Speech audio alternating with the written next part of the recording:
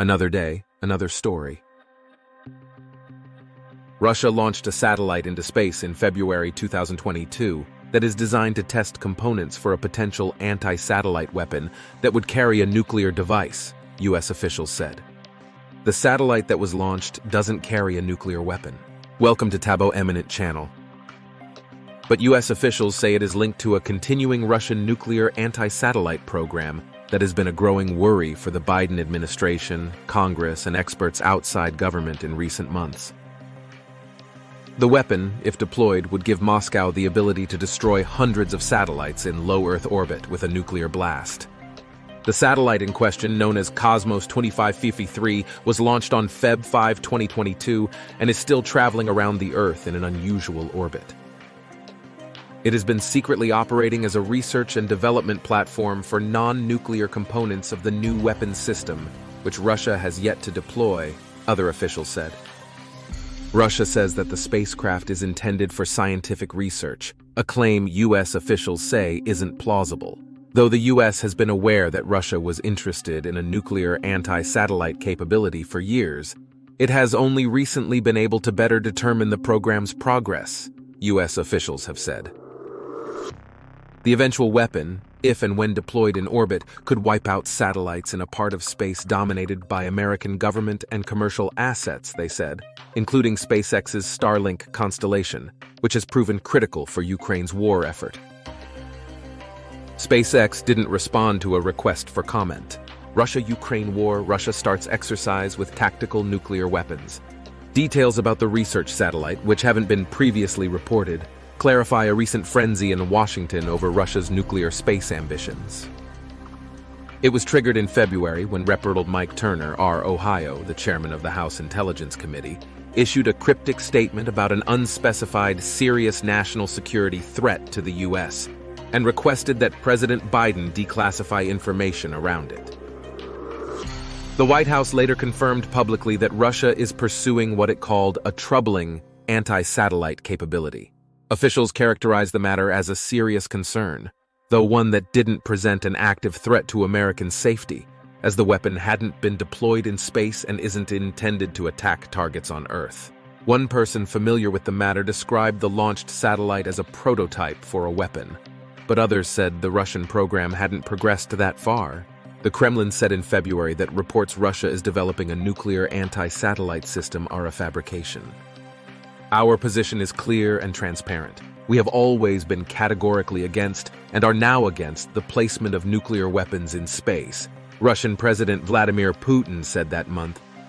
The U.S. and Japan sought to put Russia on the spot last month by asking the United Nations Security Council to vote on a resolution affirming the 1967 Outer Space Treaty, which bans putting nuclear weapons in orbit.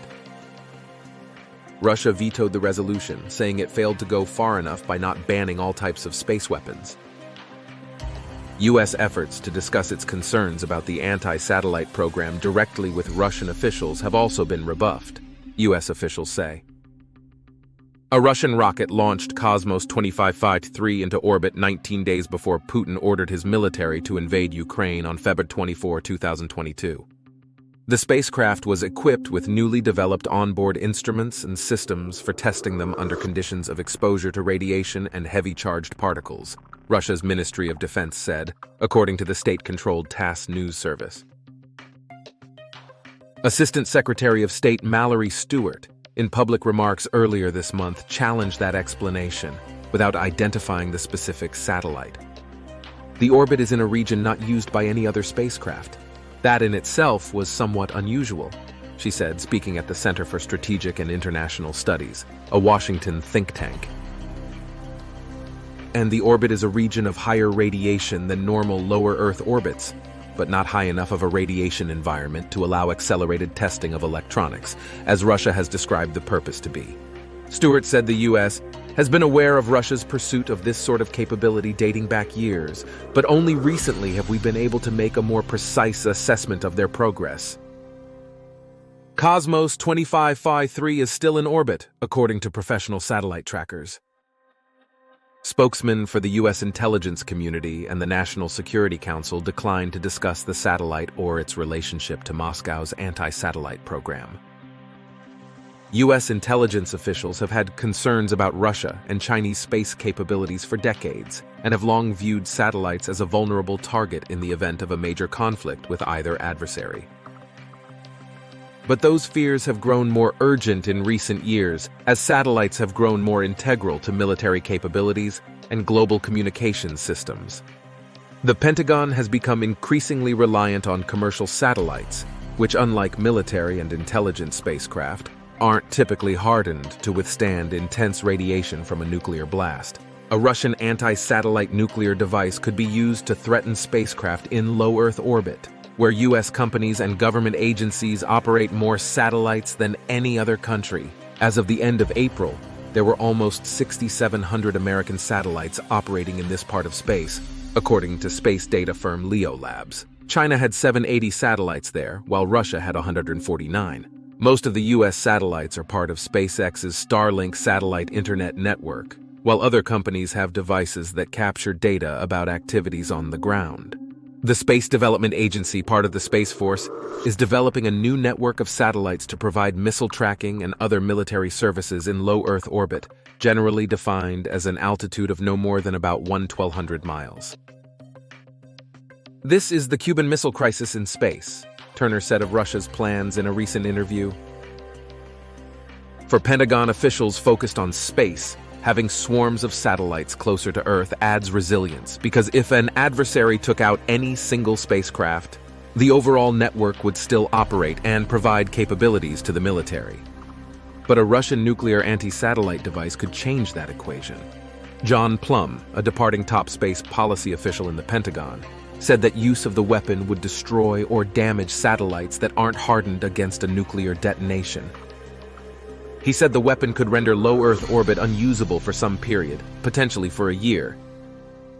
A nuclear weapon in space from Russia would be an indiscriminate weapon, Plum recently told Congress.